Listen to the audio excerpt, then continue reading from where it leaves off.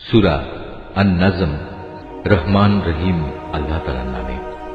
নক্ষত্রের শপথ, যখন তা ডুবে যায়, তোমাদের সাথী পথ ভুলে যায়নি, সে পথভ্রষ্টও হয়নি। সে কখনো নিজের থেকে কোনো কথা বলে না, বরং তা হচ্ছে ওহী, যা তার কাছে পাঠানো হয়। তাকে আল্লাহর এই ওহী শিখিয়ে দিয়েছে এমন একজন ফেরেশতা যে প্রবল শক্তির অধিকারী। সে হচ্ছে সহজাত বুদ্ধিমত্তার অধিকারী। অতঃপর সে একদিন সত্যি সত্যি নিজ আকৃতিতে তার সামনে এসে দাঁড়ালো। এমন ভাবে দাঁড়ালো যেন সে ঊর্ধ্বাকাশের উপরিভাগে অধিষ্ঠিত। তারপর সে কাছে এলো, অতঃপর সে আরো কাছে এলো। এ সময় তাদের উভয়ের মাঝে ব্যবধান থাকলো মাত্র 2 ধনুকের সমান, কিংবা তার চাইতেও কম। অতঃপর সে তার আল্লাহর বান্দার কাছে ওহী পৌঁছে দিল, যা তার পৌঁছানোর দায়িত্ব ছিল। বাইরের চোখ দিয়ে যা সে দেখেছে, তার ভেতরের অন্তর তা মিথ্যা প্রতিপন্ন করেনি। তোমরা কি সে বিষয়ে বিতর্কে লিপ্ত হতে চাচ্ছ যা সে নিজের চোখে দেখেছে?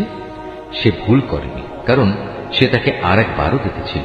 সে তাকে দেখেছিল সিদরাতুল মুনতাহার কাছে, যার কাছে রয়েছে মুমিনদের চিরস্থায়ী ঠিকানা জান্নাত। সে সিদরাটি তখন এমন এক জ্যোতি দিয়ে আচ্ছন্ন ছিল, যা দ্বারা তার আচ্ছন্ন হওয়া শোভনীয় ছিল।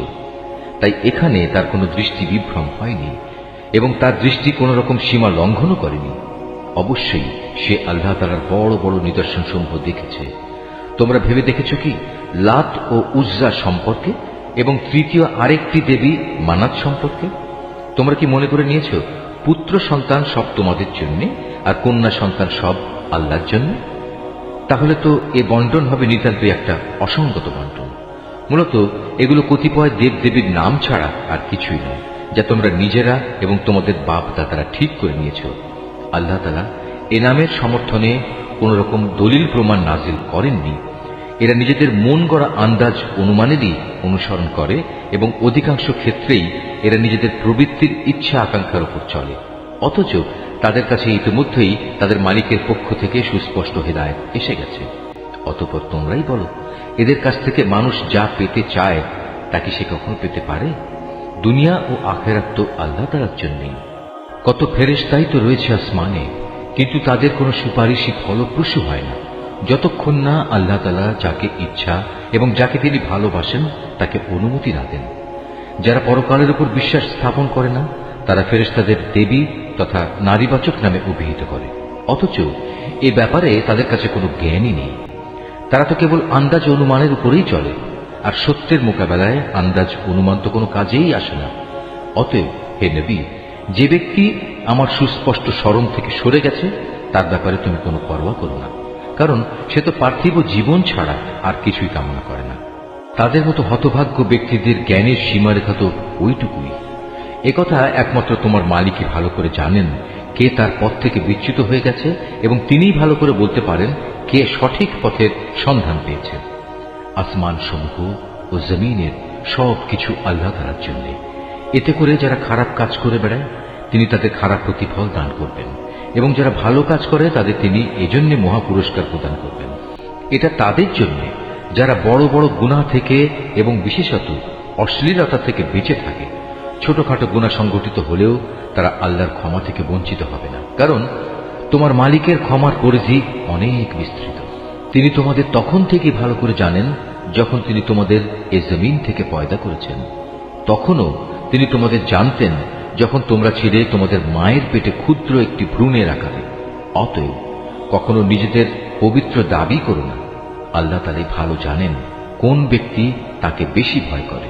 এই আয়াতটি যিনি তেলাওয়াত করবেন এবং যিনি এই আয়াতটির তেলাওয়াত শুনবেন, তাদের সবাইকে এখানে একটি সাজদা আদায় করতে হবে। এটা ওয়াজিব। হে নবী, তুমি কি সে ব্যক্তিটিকে দেখোনি যে আল্লাহ তাআলার পথ থেকে মুখ ফিরিয়ে নিল? যে ব্যক্তি সামান্য কিছুই দান করল, অতঃপর সম্পূর্ণভাবে নিজের হাত গুটিয়ে নিল, তার কাছে কি অদৃশ্য জগতের কোনো জ্ঞান ছিল যে তা দিয়ে সে অন্য কিছু দেখতে পাচ্ছিল? তাকে কি একথা জানানো হয়নি যে মূসার কাছে পাঠানো আমার সহিফা সমূহে কি কথা লেখা আছে? তাকে কি ইব্রাহিমের কথা জানানো হয়নি? ইব্রাহিম আল্লাহর বিধানাবলী পুরোপুরি পালন করেছে। কোনো মানুষই অন্যের পাপের বোঝা উঠাবে না।